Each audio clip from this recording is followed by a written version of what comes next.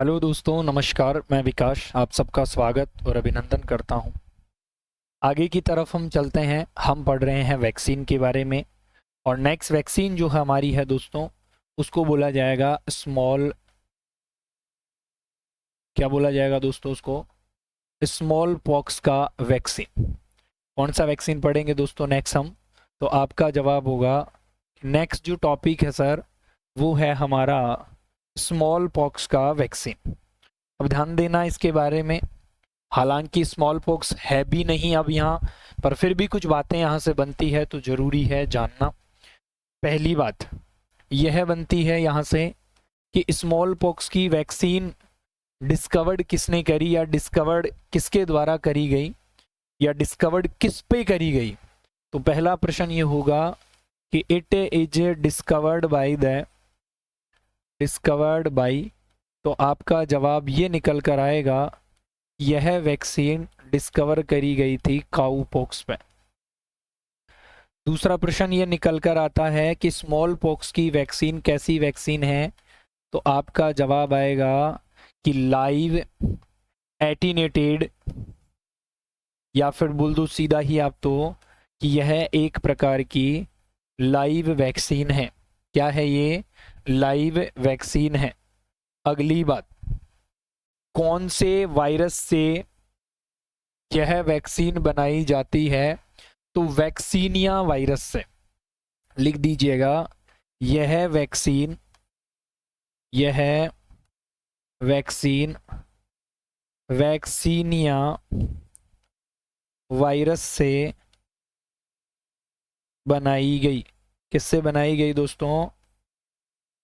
Vaccinia virus से बनाई गई। अगली बात, इस वैक्सीन के बारे में आपको ध्यान रखनी है कि लास्ट स्मॉल पॉक्स का केस कहाँ देखने को मिला।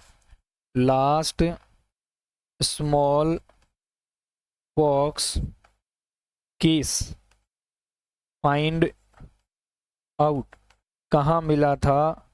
तो दोस्तों हम बात करते हैं कि स्मॉल पॉक्स का जो अंतिम केस है वो हमें आपसे पूछा जाए। पहली बात तो यह है कि सर वर्ल्ड में पूछ रहे हो या इंडिया में। तो हम अगर वर्ल्ड में बात करें तो आपका जवाब होगा कि 26 अक्टूबर 1977 को एक जगह है दोस्तों जिसे बोला जाता है सोमालिया, अफ्रीका। कहाँ दोस्तों आपको मिला था यह देखने को?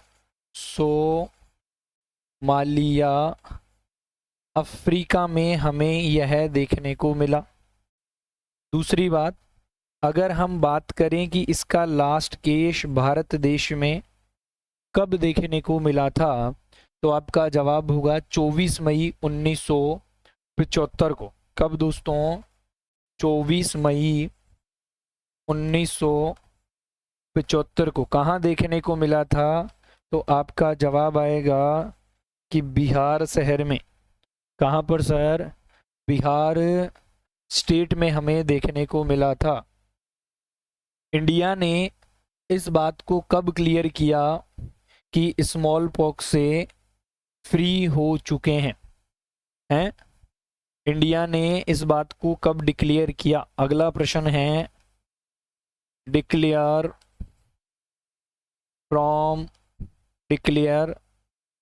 फ्री फ्रॉम स्मॉल पॉक्स, ऐसे लिखते हैं, आसान भाषा में लिखते हैं, small pox declare free from India. Bharat देश से यह कब बताया गया कि यहाँ से जो है स्मॉल पॉक्स ख़त्म हो चुका है? तो आपका जवाब होगा कि 23 अप्रैल। कब बताया गया दोस्तों?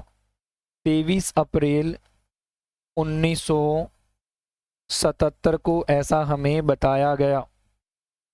तो इस बात को भी आप क्या कर लो, मेंशन कर लो सारे लोग फटाफट से। ये सारी बातें क्लियर है? बहुत बढ़िया। आगे चलते हैं दोस्तों कि वर्ल्ड से स्मॉल पॉक्स का इरेडिकेशन कब हुआ? अगली बात ध्यान से सुनना। इरेडिकेशन का मतलब है खत्म ही हो गया, ना तो ये बीमारी है ना इस बीमारी को पैदा करने वाला कॉजेटिव ऑर्गेनिज्म है। तो जवाब होगा eradication of small pox from world, कि भारत देश से ही नहीं संपूर्ण दुनिया से इसका इरेडिकेशन कब हो गया था? तो आपका जवाब होगा कि 8 मई 1980 को हो गया था सर। कब हो गया था सर? 8 मई 1980 को हो गया था। अगला प्रश्न दोस्तों, WHO ने इसकी वैक्सीन देने से कब मना कर दिया? भाई बीमारी नहीं है तो वैक्सीन क्यों दे रहे हो? बात समझ आ रही है? तो अगली बात बताना कि small pox vaccine hold by the WHO। तो आपका जवाब आएगा कि 1982 में WHO ने कहा कि जब ये बीमारी ही नहीं है तो इस बीमारी का वैक्सीन देने का कोई भी मतलब नहीं है। ठीक है, यहाँ तक बताओ।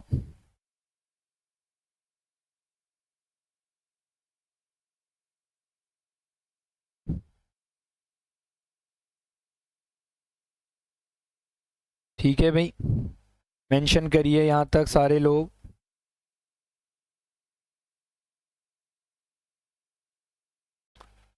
तो यहाँ एक और वैक्सीन हमारी कंप्लीट हो जाती है। अगली वैक्सीन के बारे में हम बात करते हैं दोस्तों, जिस वैक्सीन को बोला जाता है MMR। क्या बोला जाता है दोस्तों? MMR। MMR का मतलब क्या होगा? तो आपका जवाब MMR का मतलब है सर, M का मतलब होने वाला है हमारे सामने मम्स, राइट? ठीक है, एक M को हम क्या बोलते हैं? जहां केवल और केवल मीजल्स का वैक्सीन लगता है। किसका वैक्सीन लगता है? मीजल्स का। फिर दूसरे में हम बताते हैं सर मीजल्स के साथ में किसका लगता है? मम्स। और इसके अलावा किसका लगेगा? तो आपका जवाब आएगा सर रूबेला का लगता है। और आर शब्द जो है इसका मतलब होगा दोस्तों कि मीजल्स और रूबेला। क्या? मीजल्स और कौन सा होगा दोस्तों? रूबेला। सर ये क्या कहना चाह रहे हो? ये कहना चाह रहा हूं कि ये जो तीनों वैक्सीन है, मम्स, मीजल्स और रूबेला, तो आप समझिएगा। ठीक है, यहाँ कुछ बातें आपको मैं बताता हूँ जो आपको ध्यान रखनी है।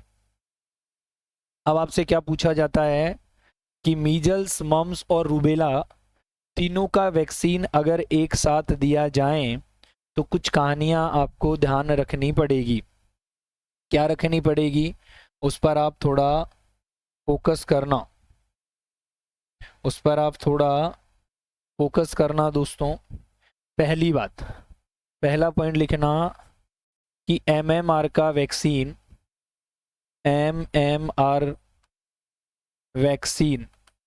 जो एमएमआर का दोस्तों क्या है? वैक्सीन है, वो कब दिया जाता है?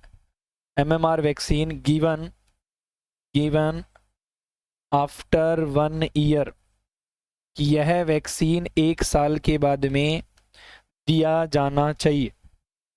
दूसरी बात दोस्तों, एमएमआर वैक्सीन को नेशनल इम्यूनाइजेशन शेड्यूल में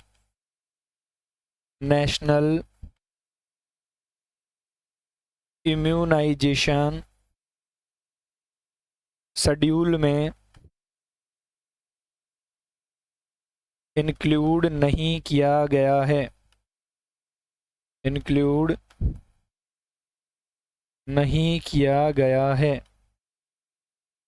क्लियर बेटा जी? दूसरी बात इंपॉर्टेंट आपको ध्यान देनी है, ठीक है। नेक्स्ट बात आपसे पूछी जाती है कि एमएमआर का जो वैक्सीन है दोस्तों, कौन से रूट से दिया जाता है?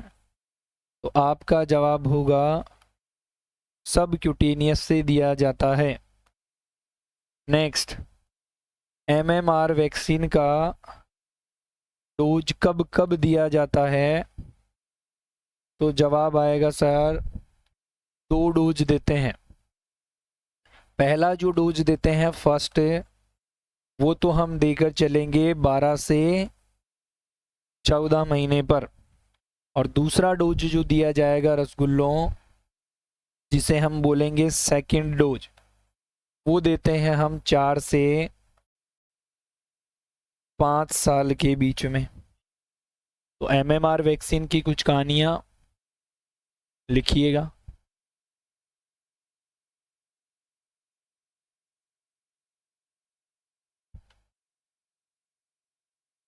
ठीक है, चलो अब ध्यान देना दोस्त, एमएमआर का वैक्सीन बहुत इंपॉर्टेंट पॉइंट है, स्टार बना के लिखना। एमएमआर वैक्सीन क्या होता है? कॉन्ट्रा इंडिकेटेड है, कॉन्ट्रा इंडिकेटेड इन प्रेगनेंसी। कि प्रेगनेंसी में क्या देखने को मिलेगा हमें? यह कॉन्ट्रा इंडिकेटेड देखने को मिलेगा। क्यों भैया?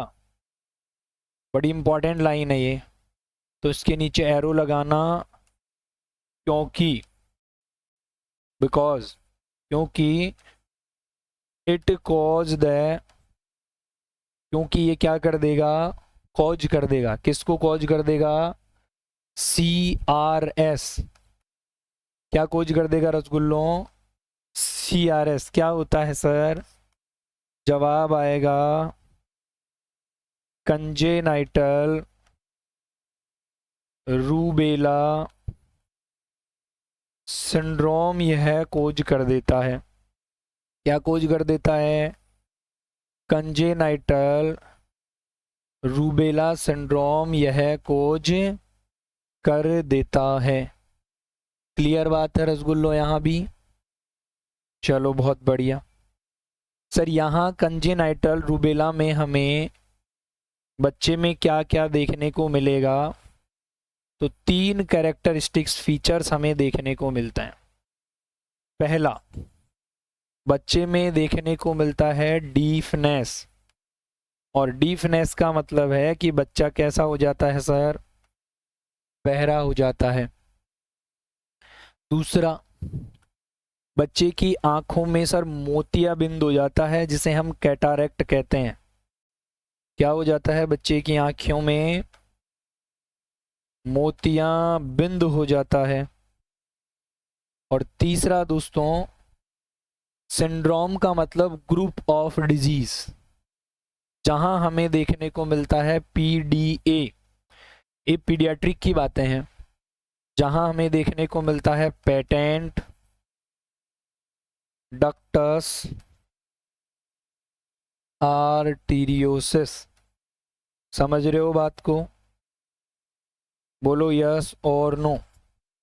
तो ये 3 चीजें हमें स्पेशली बच्चे में देखने को मिलती है, इसलिए एमएमआर का वैक्सीन बच्चे को प्रेग्नेंट लेडी में या प्रेगनेंसी में हम नहीं लगवाते हैं। ठीक है। एमएमआर का वैक्सीन लगाने के साइड इफ़ेक्ट क्या होते हैं? अगली बात को ध्यान से सुनना, क्वेश्चन मार्क करके। एमएमआर वैक्सीन साइड इफ़ेक्ट, बेटा 2 इसके स्पेशल साइड इफ़ेक्ट हैं। क्या स्पेशल है? सुनो। एक तो ये हमारा जो जॉइंट होता है ना, उनमें दिक्कत पैदा करता है, जिसे एर्थालजिया के नाम से जानते हैं। एर्थालजिया, जिया के नाम से जानते हैं। जिसको हम जॉइंट का पेन कहते हैं, एर्थालजिया, राइट। दूसरा जिसे दोस्तों हम थ्रोम्बोसाइटोपिनिया कहते हैं, क्या बोलेंगे, थ्रोम्बोसाइटोपिनिया। इसका मतलब होगा डिक्रीज डब्ल्यूबीसी काउंट। डब्ल्यूबीसी जो है उसका काउंट हमें कम देखने को मिलेगा। तो फटाक से लिख दें यहाँ तक।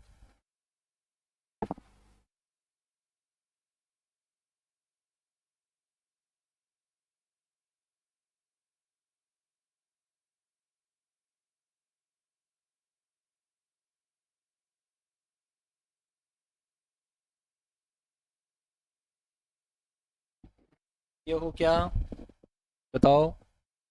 चलो बढ़िया, आगे चलते हैं फिर। अब सर हमने बात कर ली एमएमआर की वैक्सीन के बारे में।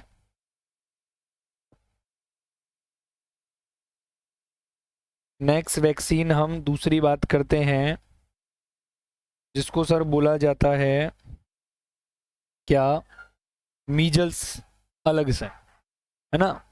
सर मीजल्स में हमने 3 वैक्सीन पढ़े हैं अभी, जिसमें हम पढ़ रहे हैं एमएमआर को। अब एमएमआर में दोस्तों मीजल्स का मैंने दूसरा वैक्सीन अभी आप लोगों के सामने निकाला था एक, और उसको हमने क्या कहा था, एमआर, या फिर हम उसी एमआर को क्या नाम दे सकते थे, हमने नाम दिया था मीजल्स और रूबेला नाम दिया था। एमएमआर को क्या कह रहे हो, चाहे तो मीजल्स कह लो, अन्यथा क्या कह दो, मीजल्स नहीं कहो तो मीजल्स नहीं कहो तो फिर आप उसको एमआर जब कह रहे हो तो मीजल्स और रूबेला कहो। फिर क्या कहो दोस्तों उसको, मीजल्स और रूबेला। कौन सी बेला, रूबेला बताओ बेटा, ठीक है। चलो तो यहाँ पर ध्यान देना, अब आप क्या कहना चाह रहा हूँ मैं एमआर के बारे में, मीजल्स के बारे में। आप ध्यान दें कि सर ये किस प्रकार की वैक्सीन है, पहला प्रश्न ये आता है। तो जवाब होगा सर यह एक प्रकार की जिंदा वैक्सीन है। कैसी वैक्सीन है सर ये, लाइव वैक्सीन है, ठीक है। दूसरी बात कि सर ये मीजल्स का जो वैक्सीन है ये भी हमारे पास कौन सी फॉर्म में आता है, पाउडर की फॉर्म में, ठीक है। तो लिखना मीजल्स वैक्सीन को, मीजल्स वैक्सीन को डिस्टल वाटर में डाइल्यूट किया जाता है। किस में डाइल्यूट करते हैं बेटा, डिस्टल वाटर में डाइल्यूट किया जाता है।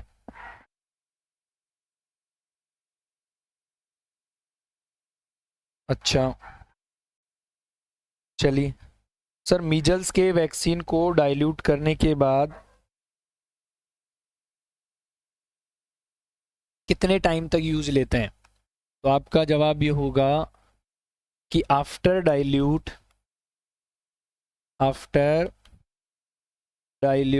इट यूज्ड फॉर 4 हार्स, 4 घंटे तक। अगली बात, अगर 4 घंटे से ज़्यादा काम में लिया तो इफ़ मोर देन, या if after 4 hour, if after 4 hour use that can cause toxic shock syndrome.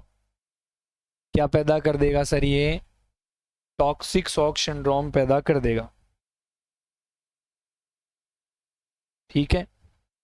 आपसे पूछा जाता है कि मीजल्स का वैक्सीन हमारी बॉडी में कितने दिन में एंटीबॉडी बना लेता है, तो प्रश्न अच्छा है, तो मैं बताता हूं आपको। लिखना अगली बात। और अगली बात क्या है, ध्यान देना।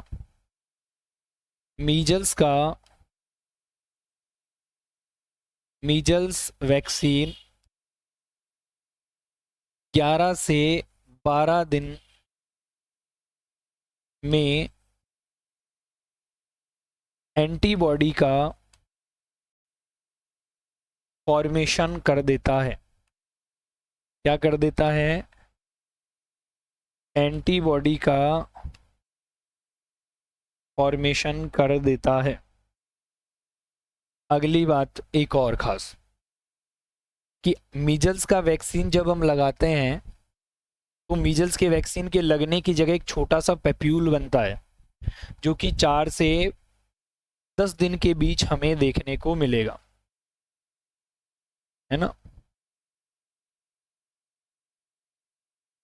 मीजल्स वैक्सीन लगाने के बाद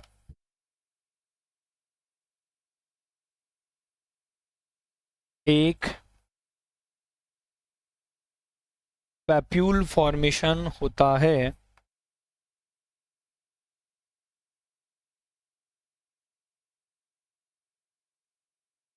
जो कि 5 से 10 डेज में देखने को मिलता है। राइट, कितने दिन में देखने को मिलेगा? 5 से 10 दिन में यह हमें देखने को मिलता है।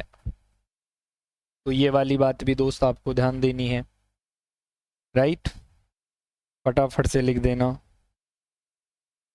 अब पूछना जाएगा आगे कि मीजल्स का जो वैक्सीन है, इसका वैक्सीन दोस्तों, मीजल्स का जो वैक्सीन है उसका रूट क्या होता है? तो जवाब आएगा सबक्यूटेनियस। डोज कितनी होती है? तो सर 2 डोज होती है। कौन कौन सी, कब कब? तो मीजल्स के वैक्सीन की पहली डोज लगती है 9 से 12 महीने पर, और दूसरी डोज लगती है 16 से 24 महीने पर। यहाँ फर्स्ट डोज लगेगी और यहाँ दोस्तों क्या लगेगी? सेकेंड डोज लगेगी। ठीक है। एक खास बात और, अगर मीजल्स की 2 डोज लगाई जा रही है तो दोनों डोज के बीच में गैप होना चाहिए कम से कम 6 महीने का। लिख देना कि मीजल्स के दोनों डोज के बीच, दोनों डोज के बीच 6 मंथ का गैप होना चाहिए। कितने महीने का गैप होना चाहिए? 6 महीने का गैप होना चाहिए। क्लियर है भाई? बोलो यस और नो। तो यहां तक आप बताना भाई। ठीक है।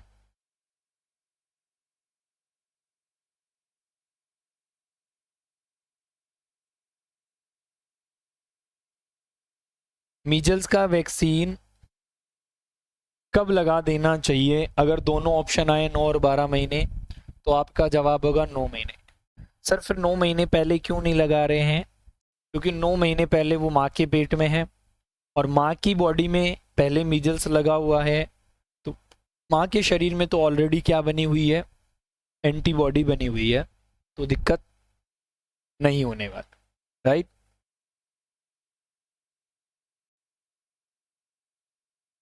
तो यहाँ तक आपको ध्यान देकर चलना है। समझ में आई क्या बात मेरी? यस और नो?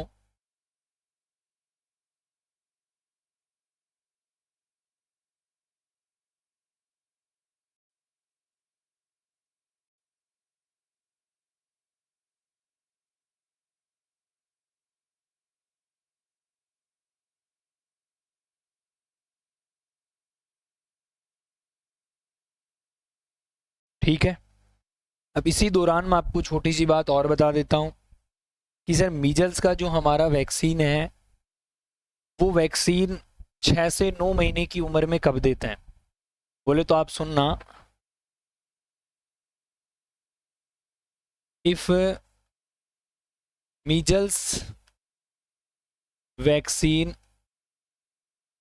गिवन 6 to 9 मंथ, अगर 6 से 9 महीने के बीच वैक्सीन दिया जा रहा है तो इसका मतलब ये है, इट मीन्स बेबी जो बच्चा है दोस्तों उसमें क्या हो रखा है,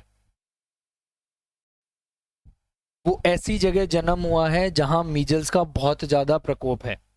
बोले तो उस इलाके में पैदा हुआ है जहां मीजल्स क्या हो रखी है, एपिडेमिक हो रखी है, राइट। या फिर बच्चा जो है सीवियर माल न्यूट्रिशन का शिकार है। किसका शिकारी है दोस्तों? सीवियर माल न्यूट्रिशन, बोले तो बहुत ज़्यादा कुपोषित हैं वो। तो इन दो केसेस में हम क्या करते हैं, ध्यान देकर चलना है, ठीक है। पर अगर बच्चा इस केस में है तो यहां हम विटामिन ए नहीं देंगे, ध्यान से सुनना, है ना। यहां लिख देना एक्सेप्ट विटामिन ए, ठीक है। यहां हम नहीं देने वाले हैं, केवल उसी कंडीशन में देनी है ये कि वहां पर विटामिन ए जो है उसकी डेफिशिएंसी नहीं हो, एक्सेप्ट विटामिन ए डेफिशिएंसी। तो ये बात आपको ध्यान रखनी पड़ेगी। अगली बात और गौर से सुनना कि सर हमारे पास में जो मीजल्स का वैक्सीन है, क्या है sir, measles vaccine given with the, किसके साथ में देना है,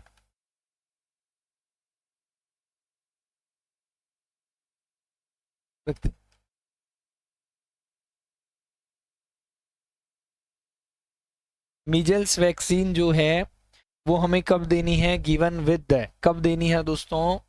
तो आपका जवाब आएगा sir measles vaccine given with the vitamin A, कि विटामिन ए के साथ में ही हमें इसको देकर चलना पड़ेगा। क्लियर? यस और नो भाई हैं? चलिए तो यहां तक बता दें। अगली बात ध्यान से सुनना कि विटामिन ए की कमी, विटामिन ए की कमी से क्या देखने को मिल सकता है, कमी से हमें देखने को मिलेगा नाइट ब्लाइंडनेस। दूसरा हमें देखने को मिलता है विटॉट स्पॉट्स, क्या देखने को मिलेगा, विटॉट स्पॉट देखने को मिलता है, ठीक है भाई। तो यहां तक भी आप बता दें जो जरूरी हैं। अगली 2-3 प्रश्न और मेरे दिमाग में हैं जब विटामिन ए की बात आई है। तो आपसे एक प्रश्न पूछा जाता है कि most common cause of blindness in India, Bharat देश में अंधा होने का सबसे मुख्य कारण क्या है? तो आपका जवाब होगा मोतियाबिंद है, बोले तो कैटारेक्ट है। दूसरी बात और ध्यान से सुनिएगा, इसे सर बोला जाता है कि मोस्ट कम्युनिकेबल कॉज क्या है, most common communicable cause of blindness, कि अंधा होने का कम्युनिकेबल कॉज क्या है?